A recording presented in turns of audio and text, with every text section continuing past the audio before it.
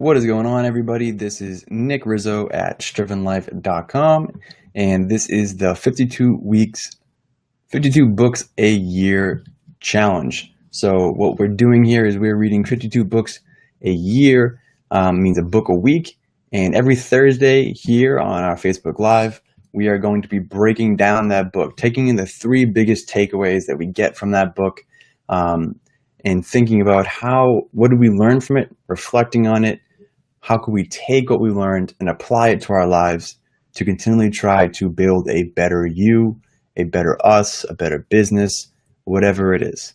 All right.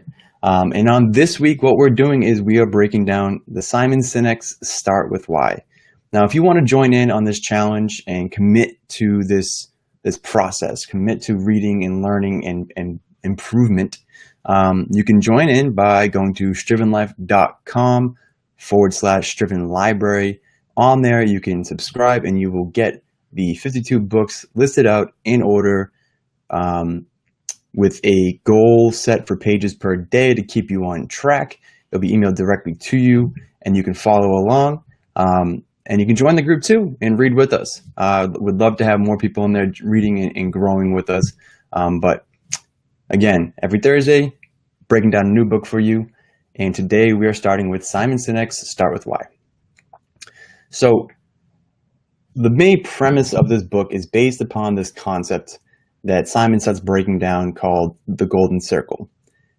Now, this is the first major takeaway that I kind of got from this book, and that is within the inner side of the circle is why, and then outside of that is how, and the outside of that is what.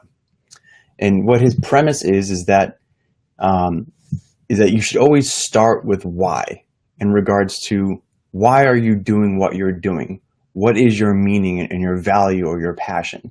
So for example, my why for starting Striven Life was I've always found in my life the most rewarding factors that have came across everything I've done is being able to try to inspire or motivate or help or guide others to take action, to take control of their goals, to take control of their future and realize that they have an unlimited potential.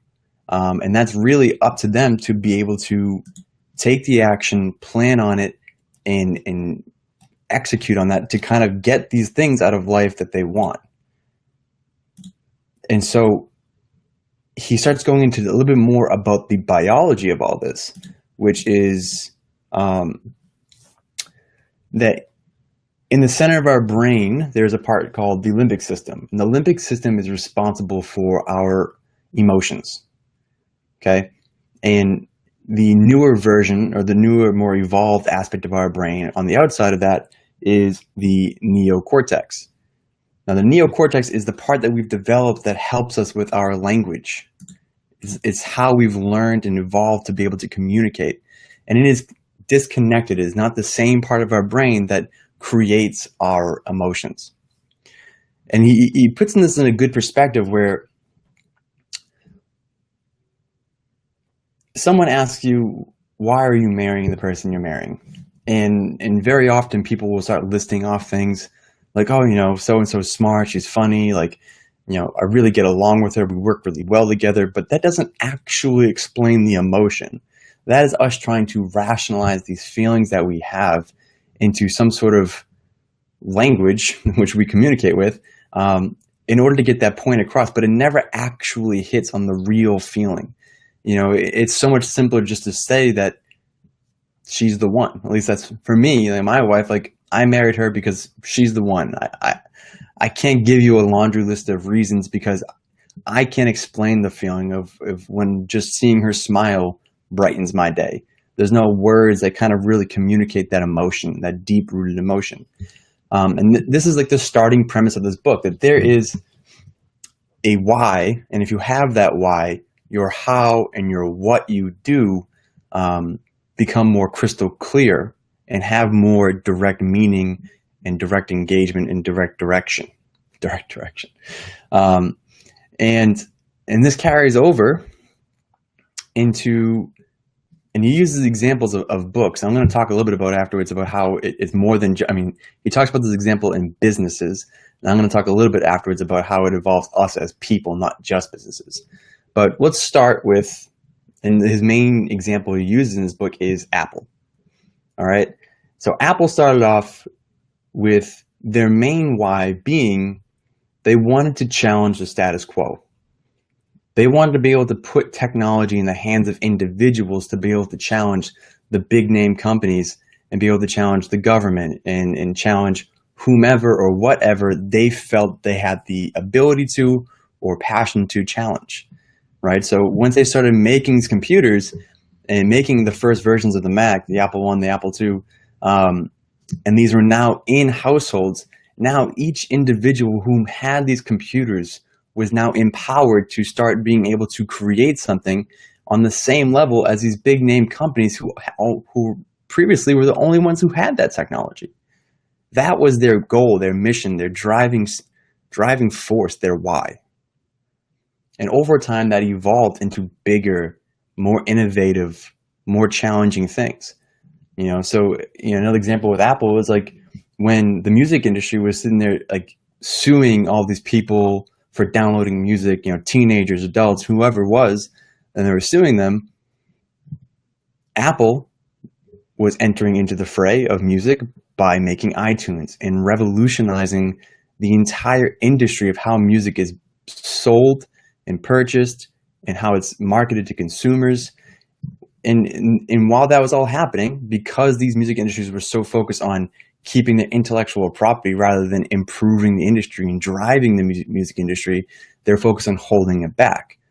Apple's why was to challenge that. I can give every single person the power to buy any song they want and make it so irresistible that these companies have to say yes to be a part of it. And that's what they did.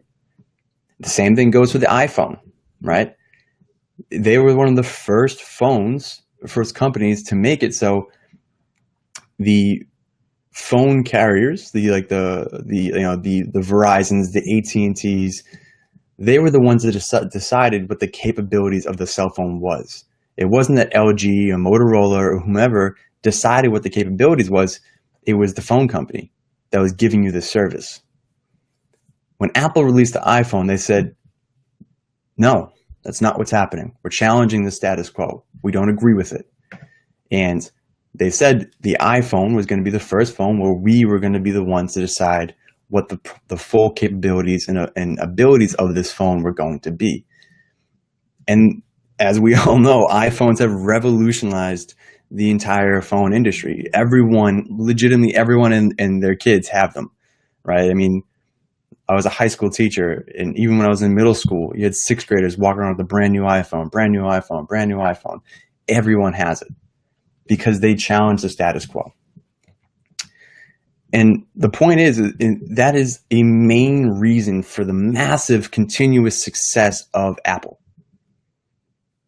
Their why is so crystal clear. Everything they do is about challenging status quo, about empowering the individual, about being different.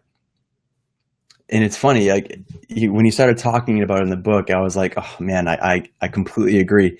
It was, if you ask someone who's like a diehard Apple fan and you ask them why do they love like their Mac, maybe their MacBook so much, they'll go on about how it just works so much better, it's faster, it's so much easier to use.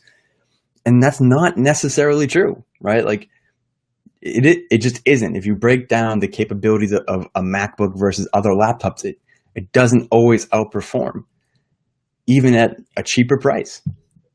And the thing is, they're listing these things because they don't know how to explain, because it's their feelings they have towards the MacBook and the feelings they have towards Apple's why and how connected they feel to that is what gives them such a strong emotional connection to the company. It's the same reason why the employees and the people that work there are diehard Apple employees. It's because the why resonates with them so deeply. And I think he did an amazing job of describing this over and over again in different ways with the book for different companies.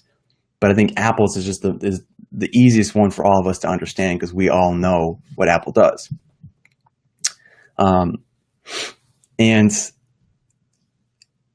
the same thing keeps happening where he's breaking down different things that companies do. But again, with Apple, when they made the iPhone, when they made the iPod, People have coined this generation of individuals as being the I generation. How, oh no, I'm different, and I can do this, but you don't do that. I do it this way. I'm unique, and it's because Apple's why is about challenging the status quo, about being different, and that why is proven time and time again through how they produce their products, what products they produce, and how they market themselves. I mean, if you look back to the commercials before from when it said, I'm a Mac and I'm a PC, that was specifically that. They were targeting the large majority of people and saying, this is you as a PC. You're boring. You're a square person. There's nothing too exciting about you. But a Mac, we're different. We're individuals. We have passions. And we want to be different. We want to challenge what everyone else believes and make an impact. And that's again why, and over again, when Apple releases a new product, a new iPhone, people are lined up outside the doors. You will never see that happen if Dell releases a new version of one of their computers. I don't even know what Dell calls their computers. I don't know when Dell has made a new computer. I don't know, right? Because you think of Dell, you think of Asus, you think of Acer, all these different computer companies, and that's what they are. They make products. There's no emotional connection behind what they do. There's no deep-rooted why that connects with the consumer. And that same thing applies to us as people, right? You have to be able to think about, what is my why? Who am I? What is my driving force in life? And it takes some time to kind of think about that and reflect and think back about who you are, and find that why. But man, if you identify what your why is, how you interact with people, who you interact with, what you do on a day-to-day basis, all of these things have much more meaning, have much more value, have much more direction. You're more engaged with life. And for me personally, I decided this, about 6 months ago. I decided I wasn't happy. Just things weren't going the way I wanted in life. I wasn't feeling fulfilled. And so I sat down and I said, and I reflected, what are the things that have brought me the most passion, the most joy? Sorry, motorcycles. The most passion, the most joy, the most driving force, the most reward in my life. And as I look back, it was this constant thread. Whether I was in college being a tutor, whether it was helping other friends in my classes, whether it was helping friends with their personal life, whether it was when, I was a TA in the labs, when I was an orientation leader, when I was a teacher, all of these things, across all of those things I've done over my past about 8-9 years of life, the common thread is I love being able to be in a position where I can help people realize their potential, their capabilities, that they can succeed, they can achieve their goals. And it's just by taking specific actions and moving forward, and constantly moving forward and improving their mindset. And I've been doing that for the past 8 or 9 years of my life. And once I had that realization that was my why, my future, what I wanted to do, what I wanted to be in this world, and how I wanted to interact with the people in my life and the new people I meet, and everything else I do became much more clear how I want to do it and what I'm going to do. And so I implore you all to kind of take the time to sit down and say, what is it that in life is my why? What brings me passion, joy, reward, happiness? It's there, and it's in a common thread in your life, and you just have to take the time to really search for it. And that brings me to this next point in the book, where towards the end, I think it's page 214 if you have your book, he describes a scene where it is when England is in war with France, and they are highly outnumbered and drained from kind of marching across to get to this battle they're about to have. and their armor's not as strong, their skills are not as good, but what they have is a new innovative technology known as the longbow. So being able to stand further away from the fight and essentially just rain down arrows on their enemies. Now, an arrow by itself is not a threatening thing. It is a flimsy, it's a piece of wood with a little point on it. And what gives it its driving force is when someone takes that arrow and pulls it back. And when they pull it back, it builds up that momentum, that pressure, that when it gets let go, it gets projected through the air and becomes a deadly projectile. And I thought this was an amazing analogy to our whys and the sentiment I just explained before. It's when you want to find your why, you can't look forward. You have to look back, right? When you look forward into the future, you're looking at the hows and the whats of what you're going to do to achieve success or to improve your life or to be more engaged or to advance your career. In order to find your why, you have to look back over your life and find those common threads in life, through the life experiences and personal interactions and your upbringing and things like that, to find where your why is. And once you do that, once you pull that arrow back and you find it, everything that comes afterward is going to have much more momentum and much more force and impact on the things that you do and the people you interact with.